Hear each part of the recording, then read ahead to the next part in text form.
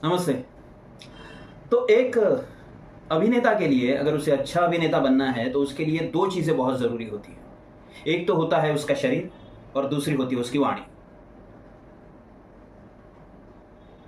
नहीं, नहीं डरिए मत, मैं यहाँ कोई क्लास वगैरह नहीं ले रहा हूँ, बस इससे जुड़ा एक किस्सा आपको सुनाना चाहता हूँ। ये किस्सा है उड़ीसा के अभिनेता साधु मेहर साहब का, जिन्होंने फ़िल्म इंस्टीट्यूट में अपनी शिक्षा पूरी की।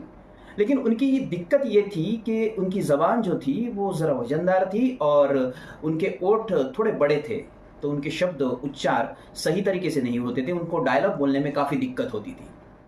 अब उन्होंने अपनी ज़बान पे तो काफ़ी मेहनत की और फ़िल्म इंस्टीट्यूट की शिक्षा पूरी करने के बाद उन्हें श्याम बेनेगल साहब की अंकुर फ़िल्म मिली, जिसमें उन्होंने शबाना आज़मी के पति का रोल किया था। मौका तो मिला था, लेकिन जब डायलॉग बोलने की बात आती तो साधु साहब की ज़बान लड़खड़ा जाती। वो अपने डायलॉग सही तरीके से नहीं बोल पाते।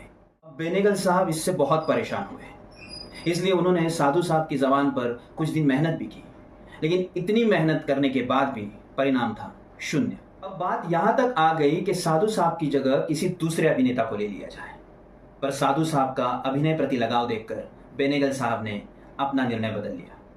लेकिन उन्होंने उस किरदार को गूंगा और बहरा बना दिया। अब वैसे देखा जाए तो किसी भी अभिनेता के लिए ये बड़ी शर्म की बात है, लेकिन साधु साहब ने अपनी इसी कमी को अपना हथियार बनाया और उस भूमिका को कुछ इस तरह से पेश किया कि उस साल का राष्ट्रीय सर्वोत्तम अभिनेता का पुरस्कार उन्हें प्राप्त हुआ।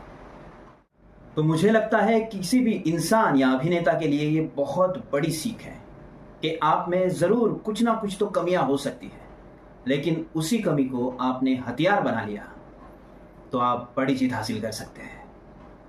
तो आज का ये किस्सा आपको कैसा लगा मुझे ज़रूर कमेंट करके बताइए, और ऐसे ही कुछ सुने अनसुने किस्से अगर आप सुनना चाहते हैं तो बने रहिए मेरे निनाद के साथ।